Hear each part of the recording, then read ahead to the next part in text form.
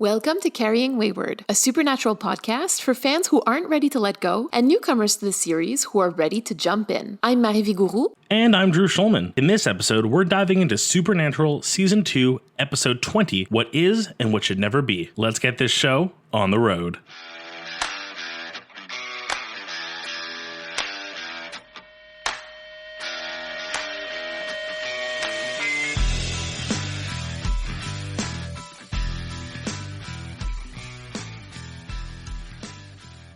Tell me what you thought about this episode. Blown away. As soon as it was revealed they were hunting a djinn and we were probably going to get some cool, I figured a wish would be a thing. I didn't think we get a whole, alternate universe. What a good episode. So much to read into and dig. There are a lot of notes that we must go through, so perhaps we should go directly to the recap. Give me a countdown. 3, 2, 1, go. The boys are hunting a djinn, Sam's home doing the research, and by home I mean a motel room, and Dean's out on the go. They think they might know where it is, and Dean's like, I'll go look for myself and be alone, which is a stupid thing to do if anyone would know, but of course, Dean is a smartass and thinks he's better than everybody else in this kind of cases, so he goes anyways, meets the djinn touches him, and suddenly he wakes up in bed with an attractive woman, and his mom's alive, and Sam's with Jess, and what? He's ended up in a weird wish world where his one wish of his mother never dying has come true, but then we see, despite how glorious and good everything is, the downsides of all this, that, they never got to do their work and they never got to save people. So all these things that they stopped in the past didn't happen. And he decides he has to go back. And then he convinces Sam that he's actually going after a djinn. Sam doesn't believe him, but then eventually does when he sees the djinn do its, drinking of blood or something. And then there's a really heartfelt moment where Dean tries to off himself because that's how you get out of a dream. And everyone suddenly appears, thus proving it's a dream to try to convince him not to. But he does it anyways. And he gets up. Sam shows up and they save the day and they stop the djinn. But it opens up road to a lot of really dark questions. Time? Did I miss anything? You ask a very interesting question, Drew, because I feel like you gave a really good recap, but there is just so much in this episode that it's impossible to go over everything in a minute and a half, let alone in a minute and 10 seconds. So today we have a very long game because this is a foundational episode. There are literally things in this episode that you can refer to in season 15. I know that there are people who have seen up to season 15, who have seen the whole series basically. And I kind of want to talk to them in this moment. Okay, well, let's see what you have to share with them. And me, I guess. Let's start with the djinn dream sequence. Dean is not wearing his usual necklace. I can't say too much more about that because it plays a role in later seasons, but I don't know if you noticed that he wasn't wearing his usual necklace. Did not notice, but now that you say it, I've been convinced since the beginning there was something behind that necklace. Also important to note that Dean's greatest wish was to have his mom back, to experience life with her, because that becomes very important at the very tail end of season 11 and up until season 15. Is the wish not just that he had a normal life? The way that everybody took this episode or read this episode, at least in fandom, it's that his mom didn't die in the fire. I was just curious to know if there was ever a concrete answer to that, because I feel like wishing for a normal life might answer a few questions in this scenario, but also I think just the mom being alive does just as much work. So. I think in this particular case that the having a normal life is a byproduct of having his mom be alive, basically. And he doesn't know who his mom really was. All he knows is that she was this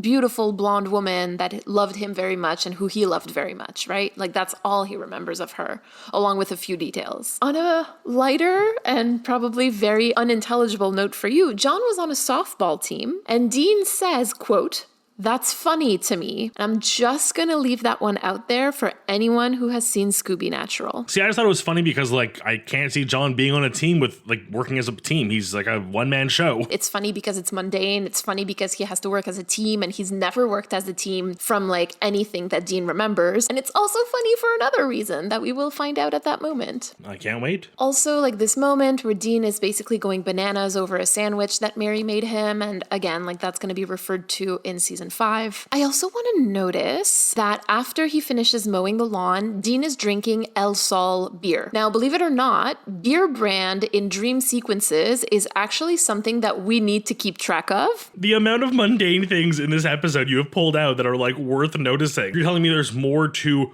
beers in dream sequences than that? I know that it sounds absolutely bonkers. I know that. Anybody who has seen theories about season 15 knows exactly what I'm talking about. So when Sam from the Jin reality and Dean from our reality actually enter the warehouse in Illinois, there's a shot that really lingers on a typewriter. The typewriter is going to come to mean something to us in season 5, when it's associated with a very specific character that ends up staying on the show on and off until season 15, and is also associated with the concept of destiny on the show. You know, there's a lot of discussion and conversation about whether certain things that happened in later seasons were planned in the early seasons. That's a huge conversation. And I don't know what to say, but frankly, this is it's just a really interesting thing to note. You do this very well. You have these things on my radar now that I just can't wait to see, that I'm just we'll get there, and hopefully remember to come back and kind of vaguely discuss these, because I want to make sure these connections are made obvious. Last thing, and this doesn't really have much to do with the long game, but I had to sit through this episode, so I'm going to make everybody suffer with me. Did you know that Dean and Jessica actually share a birthday? Really? They're both born on January 24th. Dean in 1979 and Jessica in 1984. So basically every year that Sam was away from Dean at college, he'd celebrate Jess's birthday and think of Dean. And every year after Jess died, he'd celebrate Dean's birthday and think of Jess. Oh, that's really sad. And if you remember, Mary and Jess also share a death day, November 2nd, Mary in 1983 and Jess in 2005. Shall we dive into story time to further discuss the pain we both felt? Let's. I know that I have a ton of stuff that I want to talk about in story time, but is there anything that you sort of want to bring up? I kind of said at the top of the episode, I really enjoyed this one. I love the idea of a weirdly canonical dream episode like this, because it lets us really explore things we couldn't explore otherwise. This has been probably the most powerful, I would say, Dean episodes yet. It really gives us a great insight into Dean, his relationships, and who he used to be versus who he is now, which I think does a lot. And like I said, I have some points to bring up throughout, which I'll sprinkle in as we kind of go through, but it really is an eye-opener. Better than Home? I might say yeah. Okay, all right, interesting. I feel like Home gave us a lot of information about the brothers, the family, and the relationship. This gives us a little bit more about who Dean really is. I have some thoughts about why this episode was quote-unquote given to Dean that we'll discuss in Critical Time, actually, because I think that that's a really interesting choice. So let's start at the top-ish of the episode, when Dean calls Dream Sam to tell him that he got attacked by the Jinn, and then Sam thinks that he's drunk dialing him after drinking gin. I remember just kind of laughing out loud at that moment. I just thought it was really funny. And then after that, when Dean sort of takes off, when he sees that it's going nowhere with Sam and he goes to see Mary, he realizes that it's really her. And he's like, I didn't think that wishes can really, and he doesn't even finish a sentence, And it sort of makes me wonder about two things. The first thing is that when he was in the car talking about Barbara Eden from I Dream of Jeannie being hotter than Elizabeth Montgomery from Bewitched, it sort of felt like this was a way to kind of cover up what his real train of thought was, what he would be wishing about if he were to encounter a Jinn. Because if that's the case, then I feel like this is another instance of Dean using talking about women in order to cover up his true desires. We've seen him do this, right? When it came to having crushes on men, to checking out men and whatnot. Here we're sort of seeing him longing to have known his mom better. So it's basically something that he does in order to cover up what he really feels. Part of me was wondering what the wish really was, because it makes sense. If the wish was that, that Mary never died, that's why he would go there first. But then the fact that the reality isn't perfect per se, that even in a reality that is realistically, if you're the Jinn and your goal is to keep people locked up like this happily ever after, wouldn't you try to make things more perfect? Obviously, seeing as I watched this morning, I had a talk with, some people on Twitter about it. There seems to be a thought that the Jinn is not in control of the dream, or at least not fully in control. You are in control of the dream. You make the good things happen. And it seems like, the imperfections of the reality actually come from the way that Dean sees himself. Oh, that does make a lot more sense. There's a second thing, too, that I was wondering when he was, speaking with her. Do you think that he went into the warehouse by himself specifically to find the Jinn by himself? Was this some sort of like subconscious desire to make a wish on his part? I thought that too. Like the fact that he was so quick to go in after it felt like I almost expected him to go in, meet it, and like try to talk to it before it attacked him. But I think there is a part of him that kind of was curious to meet this thing and see what the deal was before bringing Sam in, because he wanted to learn a little more. For once, he wanted the education, but I think there was that ulterior motive to it the whole time. It's a possibility because Sam is insisting. He's like, no, I'll come with you. Come and get me. And Dean goes, no. Like he blows him off entirely. Which is very not Dean. Which is very not Dean, right?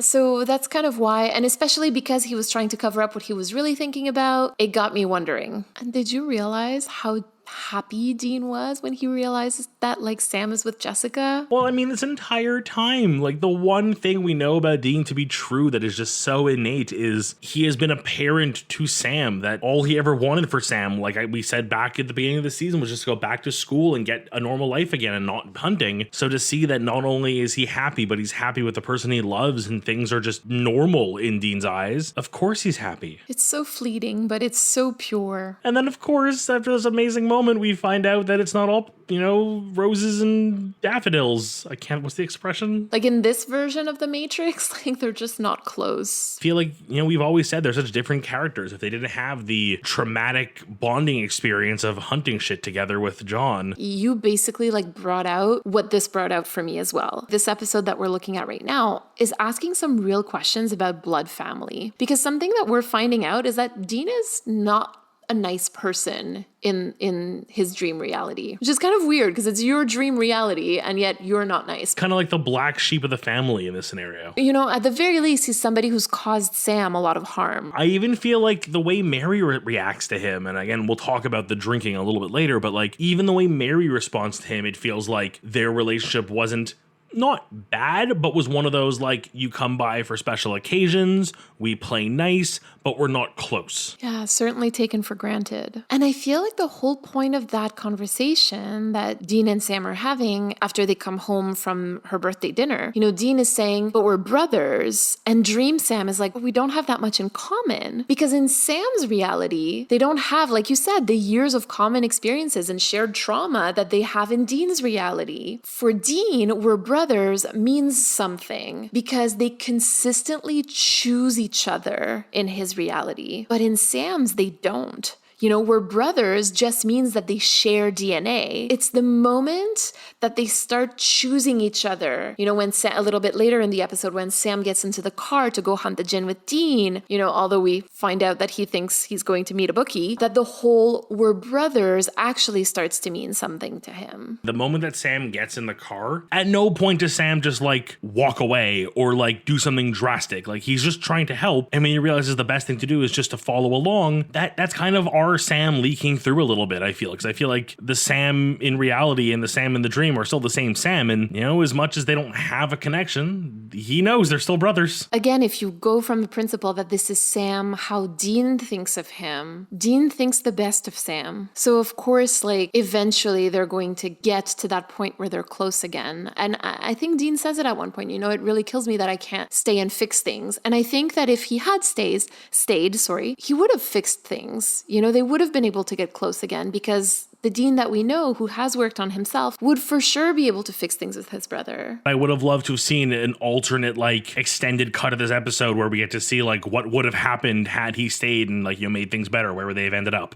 So we also find out that all of the work that Sam and Dean have done in the last couple of years has been erased. All the people that they've saved in this reality, they've actually died. And when he finds that out, Dean goes to John's grave, which I thought was really interesting considering that earlier this season, in Children Shouldn't Play with Dead Things, he was so categorically opposed to going to Mary's grave. Yeah, I forgot about that. Like, I just didn't know what to make of that moment. I mean, like, I have so many thoughts, but like, what did you think of that moment? He didn't want to face Mary's grave, but he's willing to face John's. I feel like that means there's still something connecting them. Like he feels like his story with Mary was done at that point, and anything further would would just be, you know, a shadow on the memory. Whereas John's memory is already so dark that seeing his grave doesn't really have that much of an effect on him, even in the way that he speaks to him, and rightfully so. It lets him sort of just get out some of the emotions he's needed to get out, you know, for 2 damn seasons. When I watched this, it really sort of crystallized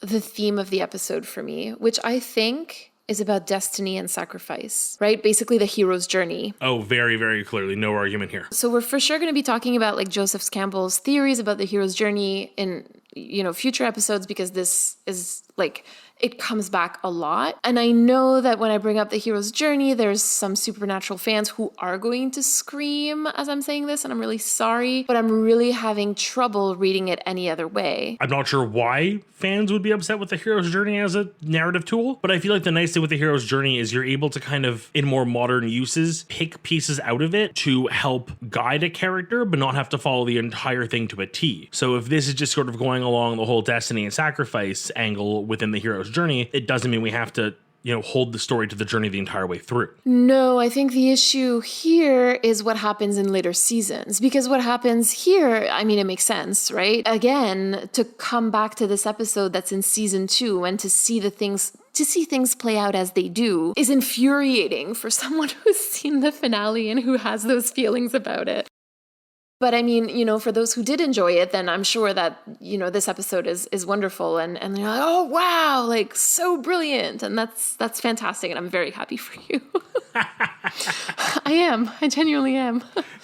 But like, what I took from this episode, like the message, is that the Sam and Dean that we know are exactly where they should be. They're following their destiny, and their own sacrifice of their peaceful lives is meaningful for others. This entire episode's just that. It's the, you can't have what you want because it hurts others, and you have to decide, is your happiness worth more than everyone else's? Did you catch the little callback to the pilot? I thought that was adorable. As soon as you hear the noise and you see Sam with the bat, I was like, oh, I know where this is going. And it's interesting because like they're, you know, in the pilot, it's the beginning of their second chance as brothers, like in our universe. And it's sort of the same thing in this episode and this universe. In some media, especially when time travel's involved and stuff, we kind of talk about like fixed points in time. And like, I guess the Dean breaking in and Sam finding him in the night and being like, you know, taken down by Dean is just a fixed point in their relationship that will always be the start of their next chapter. This sort of furthers the idea that this episode is about destiny, because like you said, no matter what they do, they end up here in this fixed moment in time. Okay, so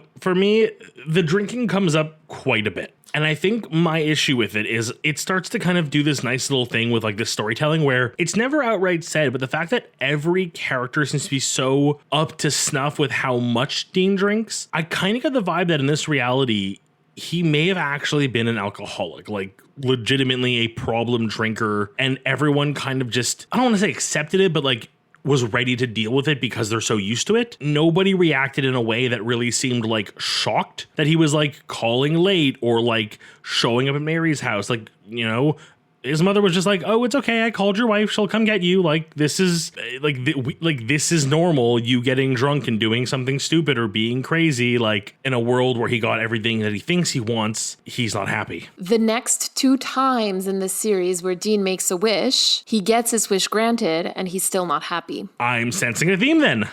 I just sort of want to respond to the alcoholism thing, like, because we've talked about in previous episodes about how Dean uses alcohol to cope. So it's not like this is a surprise, right? Like we know that Dean uses alcohol to cope even in our reality. The fact that he still uses it in his other reality says that he's not happy. So I absolutely agree with that. I just wanted to add like that we know about this problem from Dean. If we move like to the end of the episode, you know, the big moment between Dream Sam and Dean, when Dean is about to quote unquote dream kill himself so that he can wake up. That's when we see Mary, Jess, and Carmen appear. And in that moment, you know, Dean is truly confronted with the sacrifice that he has to make. It's basically these 3 women for the lives of everyone that they've saved. Because when he goes back, those women will no longer exist. Carmen is a figment of his imagination, and Jess and Mary will die. It kind of falls in the trope of like women being there to motivate male characters, unfortunately. Thank you for saying that. Like, I really don't think they needed needed to do it. But I think Sam alone, just Sam's happiness would have been enough. I think it was a little overkill, quite literally. In the end, Dean actively chooses to go back to his own life. You know, he chooses the hero's journey. And that sort of has me wondering again about free will and destiny and the role that one plays with the other. I mean, obviously this feels to me like a really good free will moment, but again, I think the trap we're caught in here is that Dean is always going to put others before himself. So even if this means his happiness and people he loves being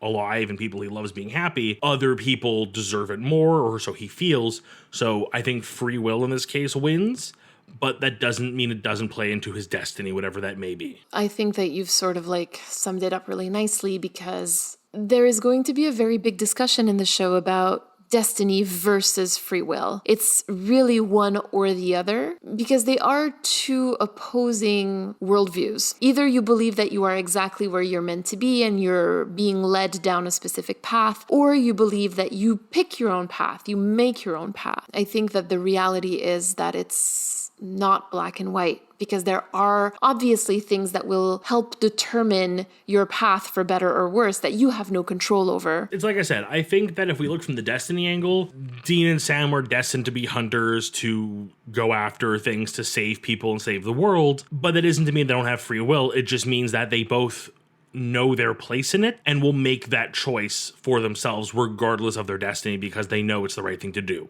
Moving on to the last scene, where Dean and Sam are talking about the dream reality, the Jen reality. And Sam tells Dean that he's glad of how things are. You know, he's telling Dean that he's basically choosing him in that moment, you know, the same way that Dean chose Sam and chose to wake up from the dream. And then we also get a very rare glimpse into Dean being honest and upfront about his feelings. You know, he says he wanted to stay. We've discussed this in Bugs very briefly. This is Dean's dream, right? A very simple, quiet life surrounded by the people he loves. And for a second, he had it. Yeah, and I mean, he would never be able to live with himself. Like, he would, if he wasn't already an alcoholic, he'd drive himself to it, knowing that he could have changed things. Well, I also think that being parachuted into this reality, he might have done things a little differently than if he had truly grown up with it, right? So, like, just kind of keeping that in mind, because he has more perspective than the person that he was growing up in this environment, right? He knows what it's like to be hungry. He knows what it's like to, you know, have to steal for food. Like he knows a lot more than what like his suburban privileged, you know, counterpart would be. I'm sure that you have been wondering all along, but Mary, does this answer your season 1 crossroads about wishing John had died instead of Mary in 1983? Yeah, I'm going to be very honest. I do recall that one of your crossroads deals, I forget when, was that Mary had lived. I forgot that it was that John died instead, but it was just that Mary had lived. And I was curious to know how you'd react knowing that this was in our future this whole time. I like that my hatred of John is so true that you're like, I don't remember if you would wish that Mary had lived or that John had died. But you know, one of those two. I don't think it truly answers my crossroads, because there's a very important piece of the puzzle about Mary that is not present in this episode. And is that because we don't have time to explore it, or because Dean doesn't know it, so it couldn't be in the wish? Because Dean doesn't know it. Ooh. We find out a lot about Mary in future seasons. I really can't wait. I feel like there's a good like dark history there I need to get into. Absolutely. Shall we move into critical time? Let's go. So, who was behind this masterful episode? So the writer for this episode was Rael Tucker. This is her last episode for Supernatural. If we recall, in season 2, she wrote Children Shouldn't Play with Dead Things, which is interesting because there's a few callbacks there. She also wrote Hunted and Roadkill. And this episode was directed by none other than Eric Kripke himself, who is, of course, as we remember, the creator and showrunner at this point. In season 2, he's written In My Time of Dying. You know, it's funny. I feel like the last few times he's been the director, I have felt the episode was like missing something, or had like a different flavor almost. I feel like this episode just fit perfectly. Like I wouldn't have guessed it was one of his from that. That's a backhanded compliment. Normally I can tell when Kripke does them because there's kind of a bleh feeling to the episode, but this one felt fine. Way to go, Kripke. I mean, I'm certainly not a Kripke apologist in any way, shape, or form, but this was a great episode. I really liked it. I mean, obviously I have some issues with it, but this was a really great episode. there really isn't much to say. It does what it needs to do. It's able to give us a lot of information. And like I said, a little bit alluding to the drinking thing, it doesn't spell everything out. It kind of leaves you to like read the room. It just does a lot of really good world building, which I'm really impressed by. Do you want to tell us a little bit about Jins? I must say, I've known about Jins. Like, I think the very obvious thing, and I'll just put it on the table because I don't want to assume anyone's knowledge of the Jinn, is the Jinn is Islamic faith-based entity. It is where our modern day version of the genie comes from. And I was reading up on Jinn because I feel like my knowledge of the Jinn come from a lot of video games and tabletop games where they tend to be evil spirits who are like hunting people or playing tricks on them and like mind games and like messing with people. And I can kind of see how that kind of goes with the whole idea of a genie. Often there's the whole idea of like, be careful what you wish for. And a lot of stories of genies who will like, take the wish out of context to kind of mess with you. I'm reading through all these Jinn lore and how like different religious texts refer to them as everything from malevolent spirits to spirits that could be good or evil. Some even equate them to being almost human, have the same rules that humans do. Like a human could be good or evil, and it's how they choose to do things and how they choose to believe in religion. I kept reading and at no point in any historical text do we get Jinn granting wishes. Until, some of you may know, or if you don't, there is a famous text called 1001 Stories, is the only time we ever find a Jinn granting wishes, and that is where every modern genie legend comes from. Are you telling me that our popular conception of genies basically comes from a fan fiction written a really long time ago? Pretty much, yes. Cool. I feel like fan fiction today gets a lot of bad rep, but at the end of the day, any work that you write that doesn't use your original characters is fan fiction. Most Marvel movies that we see today, pure fan fiction. Supernatural at the end, fan fiction. With our listeners, might not piss anybody off, and I can imagine some listeners being pissed by that in other cases. Oh yes, certainly. So for Critical Time, I don't have that much to... Oh, well, that's a lie. I had a lot on my mind while I was listening. So I'm not sure if it was, very clear to you as a first-time watcher, but like in the first 5 seasons, Sam is meant to be the main character of the show. As much as I don't think it's incredibly obvious, I think once you kind of have that mindset, you start to see it more. And it's also why in the credits, Jared's name appears before Jensen's. It really made me wonder why this episode, which focuses on, choosing the hero's journey, choosing destiny, choosing sacrifice, was given to Dean and not Sam. Like, is there a message to be read into that? That maybe, like, not all heroes are the main characters? Like, honestly, I really don't know. I do like that, and I will always argue that it's a very valid point because I truly feel one of the best heroes in fiction was not the main character of their own book or film. Samwise, he was robbed. He was the better character. Frodo sucks. I want that on the record for our listeners. I thoroughly dislike Frodo. Sam was the far superior character in that film. I haven't read the books. I don't know how much different it is, but I watch those movies and I just give a disapproving frown to Frodo constantly. Samwise definitely is the hero of that journey. I will never disagree with that. I'm sorry, like I'm kind of blown away by the comparison because what makes Samwise a hero is that every time he has the option of making, quote unquote, the easy choice or the hard choice, he always makes the hard choice. And that's truly what we're seeing Dean do in this episode. And so I think that this episode kind of marks a shift in the way that the brothers are represented. Yeah, this is really like kind of a turning point. This is really the Dean will always make the sacrifice for everyone else so that they can get what they need to get. To a certain degree, like Sam's not on his hero journey yet. Or he is, but he's just at an earlier point in it, I suppose. Dean.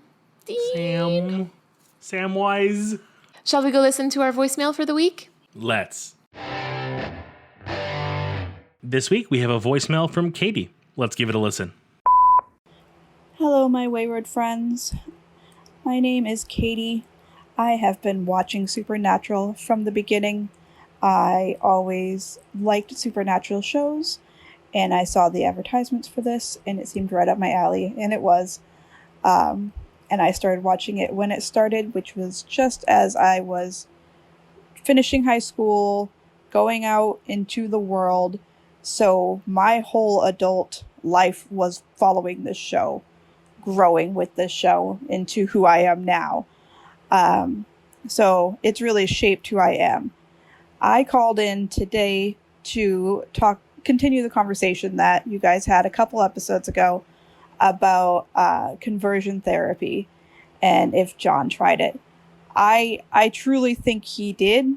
It's been pointed out that there was a companion piece, John Winchester's journal, that was published, officially published, not like something fan-made, official John Winchester's journal, that showed that for Dean's 17th birthday, he was sent on his first solo hunt that John knew all the background information for, and that hunt was for 2 nuns that were at a mission in Wyoming. The nuns had fallen in love with each other and were discovered and then killed themselves. And it was a salt and burn. John knew that Dean would have to go there and face that, and that the only solution was to burn their bodies.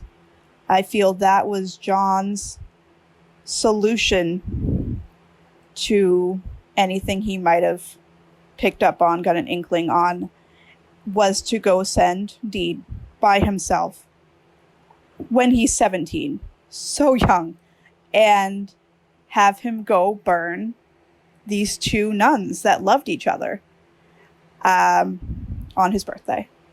Because John wanted to, I feel, teach Dean a lesson, but also states that he literally wanted to hang out with Sam, so he got rid of Dean to go learn that hard lesson of what John really thinks.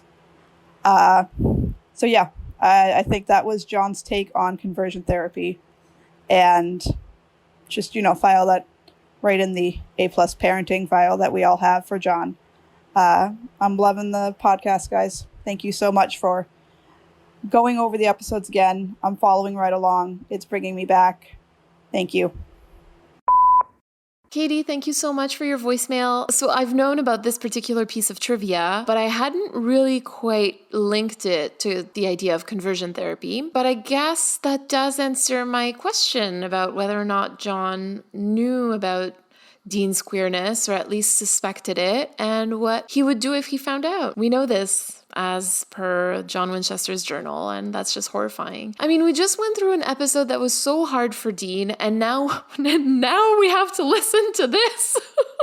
This has nothing to do with your voicemail, Katie. Thank you very, very much for sending it in, but it's just, the poor man cannot catch a freaking break, no matter what reality he's in. Thank you again. Also, beautiful voicemail. I know the subject wasn't exactly pleasant, but it also something that just through the cultural osmosis I've heard brought up this tale before. I think you actually went a little more in detail, which I appreciate. I mean, this is going to sound terrible, but I just need to say it. God, I hope that's all he ever did as far as conversion therapy goes. If that's the worst that John could have done, I think that's actually better in my head. I'm going to choose to believe that's the one move he made and he thinks he did everything fine and just let it slide from there, and Dean just learned to hide it from him better, because as dark as that is, it sounds better than the alternative that my brain has concocted. To send Dean out to go hunt these 2 very specific spirits also is Dean's way of saying, look at the thing they did and what they became. They were monsters and they became monsters. You're putting words onto the subtext, and I really appreciate that. Again, I think it's important to say those things, put them out in the open. He was 17, his 17th birthday. Shall we move on to our crossroads? Yeah, hopefully they'll be less depressing. I wish that we had seen more about Carmen and Dean's relationship. From what everybody says in this episode, it really sounds like Dean is not a very kind person in this reality. contrary to what we know of him. And when he tells her that she's so great, you know, she says that she doesn't know what's gotten into him, but that she likes it. So I think that I would have been interested to find out more about them and just, I guess, to see like what Dean looks like in a happy domestic relationship. I really think that Dean's love language, how he expresses to people how he loves them, is acts of service. I think that I would give up the mowing of the lawn scene in order for like a different montage of like him doing things, yes, sure, for Mary, but also for Carmen. I think that's a beautiful trade, and I loved the lawn mowing scene. I don't know why, but it just like felt so good. It's 100% a men thing. Okay, I hate mowing the lawn. It is my least favorite chore.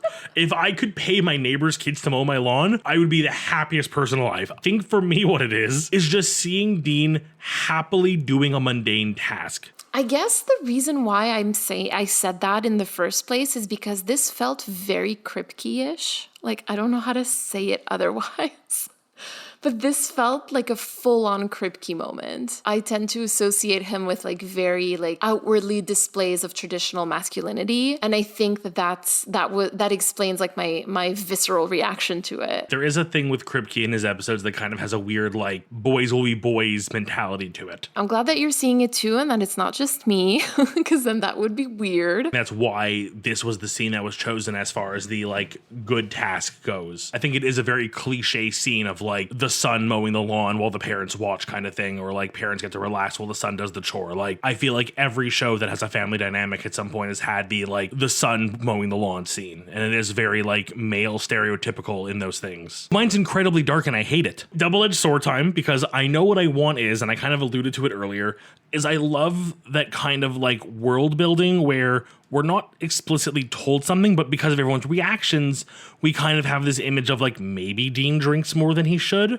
or Carmen's comment about him, you know, what's gotten into him. I think I would have liked to have seen more things in their lives and around them, more reactions, maybe even physical objects that helped tell some of the stories of who Dean was before he entered this reality as himself. I think a really simple one, if we kind of go on that same length of there seems to be a drinking issue, I would have liked to have seen like their home, you know, like having like a really full recycling bin full of bottles. Like the idea that like he's having like more than 1 or 2 beers every night consistently, or, you know, like a really full liquor cabinet where every bottle's nearly empty. Clearly he's drinking a lot and there's the signs around the house. I don't think I wanted to go much further, but I would have loved more little things where it's like, oh, what does that mean? Or like, why is that there? So more visual building, visual world building. Is a show not tell, basically, is what you're asking. A little bit like when Carmen says like, I don't know what's gotten into you, but I like it. Or like when Mary says, you know, like, I'm happy that you're spending time here all of a sudden, you know, like. But like, you know, had he woken up to make breakfast for Carmen before work and have her be like completely shocked that he was able to get up that early. Not that he was up,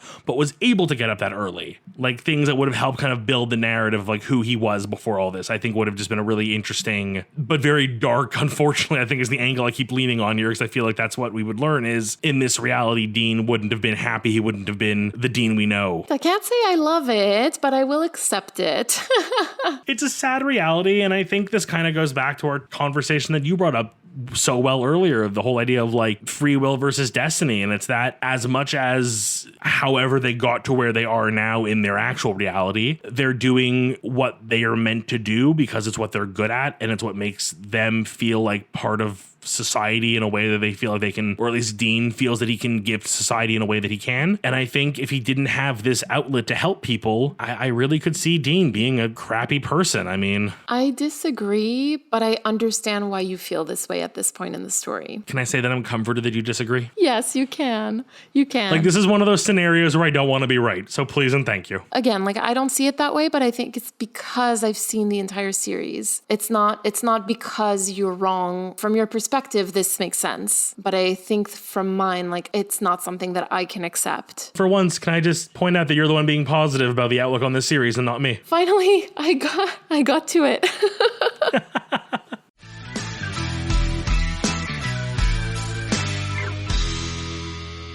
You've been listening to Carrying Wayward, a supernatural podcast produced by Rochelle Castellano, hosted by Marie Vigouroux, and myself, Drew Schulman. Thank you to our bunker patron Katira for her generous support. This week, we'd like to thank Katie for her voicemail. Help us keep the conversation going. You can send us a voice recording at carryingwayward@gmail.com.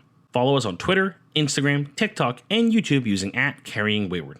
And leave us a rating and review on Apple Podcasts. And don't forget to join our Patreon for perks and extra content. Our October live event will be a live watch of Bad Day at Black Rock on October 28th. You can use the link in all of our social media bios or go directly to patreon.com/carryingwayward. Until next week. Carry on, our wayward friends. Wah, wah. Wait, hold on. I don't think that's the right title. Shit. Hold on. That's not the right title.